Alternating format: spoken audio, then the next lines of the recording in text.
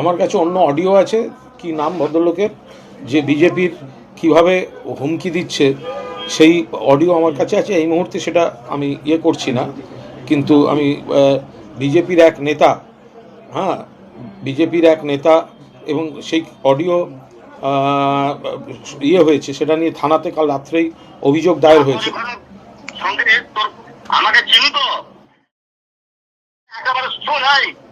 মানে কিভাবে ধরে ধরে বিজেপির নেতা একজন নন্দীগ্রামের, তিনি কিভাবে এই ব্যাংক নির্বাচনকে কেন্দ্র করে কিভাবে হুমকি দিয়েছেন, এই সমস্ত অডিও আমাদের কাছে চলে এসছে এবং গতকাল রাত্রেই এদের বিরুদ্ধে অভিযোগ হয়ে গেছে। নগেন্দ্র মঠ এবং মিশন এবং বাংলা সিটিজেন্স ফোরামের দাবিটা কেন্দ্রীয় সরকারের কাছে, যে কেন্দ্র ব্যবস্থা নিচ্ছে না বাংলাদেশে তো মাননীয় মুখ্যমন্ত্রী বলেছেন আমরা রাজ্য, ওরা দেশ। রাজ্য তো কিছু করতে পারে না, যা করতে হবে কেন্দ্রীয় সরকারকে করতে হবে, অথচ কেন্দ্র নীরব, কোনো কার্যকরী ব্যবস্থা নিচ্ছে না, পার্লামেন্টে কোনো স্টেটমেন্ট নেই।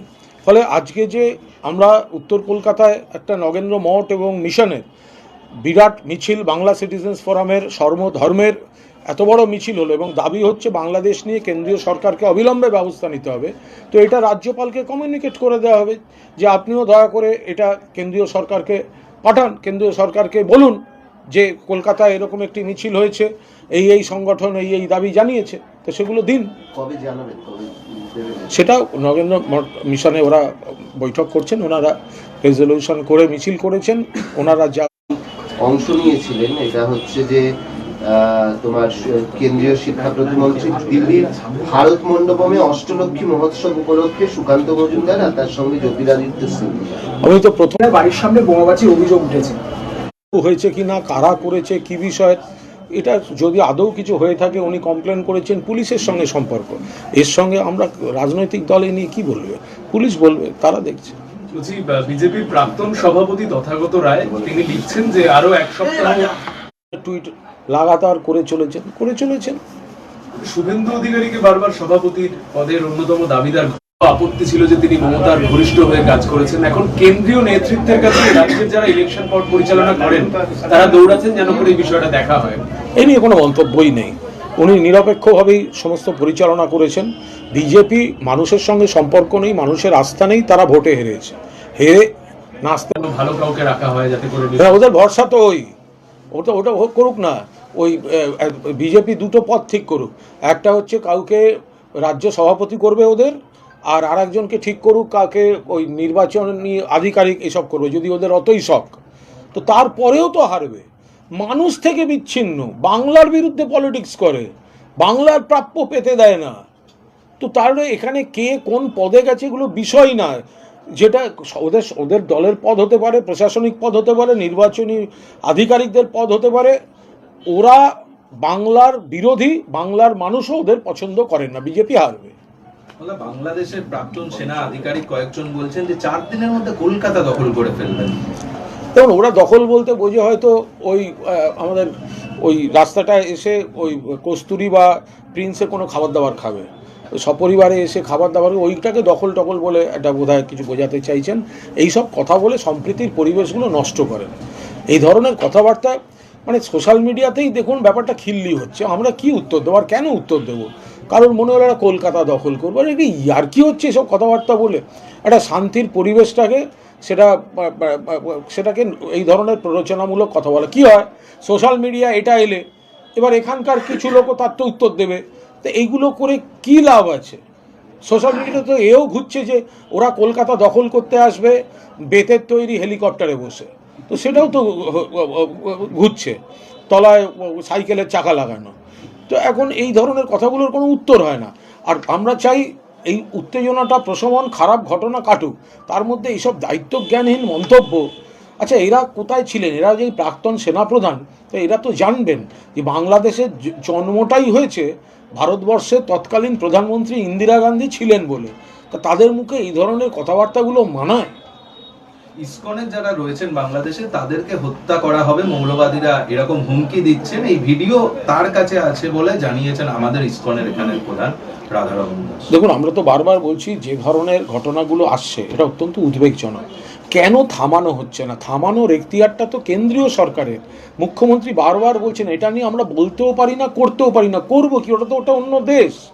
তো করার কথা হচ্ছে ভারত সরকারের, সেখানে নরেন্দ্র মোদীর সরকার চুপ করে বসে আছে, পার্লামেন্টে বক্তৃতায় বিবৃতি দেন না, তারা বাংলাদেশ নিয়ে কোনো কড়া অবস্থান নেই, কালকে বিদেশ সচিব যাবেন। এখন কি হচ্ছে, কি বাড়তেছেন, ঘটনা ঘটতেই থাকছে, অবিলম্বে এটা ব্যবস্থা নেওয়া উচিত। না হলে ওই দেশে হিন্দুরা মার খাচ্ছেন, আর এই এসে সেইটা দেখিয়ে হিন্দুদের নিয়ে ভোট মার্কেটিং করছে বিজেপি, এটা তো ঠিক হচ্ছে না। দাদা আজকে নন্দীগ্রামে সমবায় নির্বাচন হচ্ছে, ব্যাংক। সেখানে ব্যাপক বোমাবাজির অভিযোগ উঠেছে এবং বিজেপি অভিযোগ করছে তৃণমূলের বিরুদ্ধে সংঘর্ষে। এই বিষয়ে আমার কাছে অন্যরকম খবর আছে, আমার কাছে অন্য অডিও আছে। কি নাম ভদ্রলোকের, যে বিজেপির কিভাবে হুমকি দিচ্ছে, সেই অডিও আমার কাছে আছে। এই মুহূর্তে সেটা আমি করছি না, কিন্তু আমি বিজেপির এক নেতা, এবং সেই অডিও হয়েছে, সেটা নিয়ে থানাতে কাল রাত্রেই অভিযোগ দায়ের হয়েছে।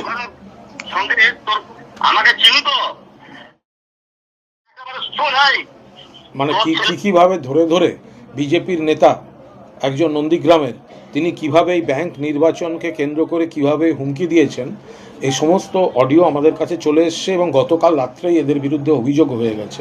ফলে ওটা বিজেপি কোনো কারণে, বিজেপির স্থানীয় নেতারা ওইসব অশান্তি করছেন, তারা বোধহয় ভোটের ফল অনুমান করেই অশান্তি করছেন। ফলে এটা সম্পূর্ণ ওখানকার পুলিশ প্রশাসন দেখছে, এবং বিজেপি স্থানীয় কিছু নেতা এই ধরনের গন্ডগোল কাল থেকে শুরু করেছে। আজকে সকালে সুকান্ত মজুমদার এক্স মাধ্যমে কলকাতার 7 মাসের শিশু এবং মুর্শিদাবাদের এক 5 বছরের শিশুকন্যার ঘটনা তুলে ধরা বলছেন মমতা বন্দ্যোপাধ্যায় অন্য রাজ্যের দিকে না তাকিয়ে এই রাজ্যের দিকে তাকালেই তো বোঝা যাবে যে অন্য রাজ্যের থেকে কতটা ভালো আছে। সুকান্তবাবুকে বলবো, অন্য রাজ্যের দিকে তো তাকাতে হবে, তাতেই তো তুলনায় বোঝা যাবে এই রাজ্যে কতটা ভালো আছে। আমরা একটা খারাপ ঘটনাও চাই না, একটাও খারাপ ঘটনা চাই না। বাংলায় অতীতে যা হতো তার থেকে অনেক কমেছে, অন্য রাজ্যে যা হয় তার থেকে কমেছে, কিন্তু এগুলো না সামাজিক অপরাধ, মানুষের একটা বিকৃতি, পৈশাচিক একটা বিচ্ছিরি ব্যাপার। ফলে এই জায়গায় দাঁড়িয়ে আমরা এইটুকু বলতে পারি, পুলিশ প্রশাসন দেখছে, আর দেখলেন তো কুলতলিতে 62 দিনের মধ্যে সাজা ঘোষণা, ফাঁসির সাজা হয়ে গেল।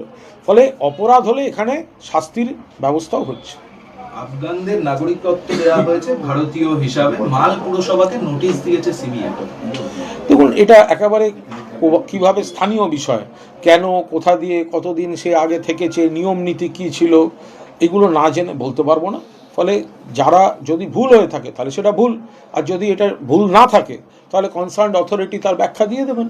না, সুকান্ত র্যাম্পে হাঁটবে তো ভালো কথা, একটা বৈচিত্র্যপূর্ণ ব্যাপার আছে, র্যাম্পে হাঁটছে, এর মধ্যে তো কোনো দোষের কিছু নেই।